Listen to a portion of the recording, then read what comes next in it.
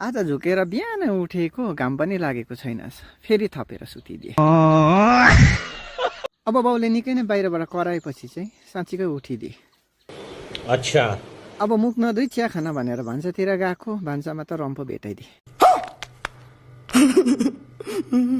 अब एक बिहानै गुलियोकोले खाने भनेर रम नै हालेर सड्काइदिए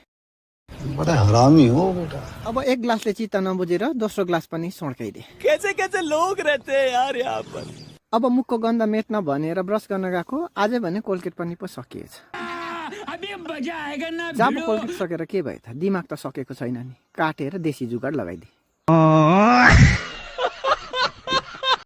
ब्रस गर्दा नगर्दै टोइलेटले निकै नै च्यापेर टोइलेटतिर कुद्दिएको अघिको रमले निकै भेटेछ आँगनमै लडिदिएको अब मर्निङ वक जाउँ भनेको हाफ प्यान्ट त दुईपट्टि च्यातिएको रहेछ जानै मन लागेन कौन है ये लोग हाफ प्यान्ट च्यातेर सुरुवाल लगाएको त्यो सुरुवाल पनि त्यहीमाथि च्यातिएको रहेछ रमको जोस निकै चढेपछि उडी उडी फेरि सुत्नतिर लाग्दिएको अनि सुत्दिएको चामल फ्रीमा पाइहाल्छ मोदी जित्दै जिहाल्छ मोदी जित्दैन हामीलाई यस्तो अल्छी बनाएको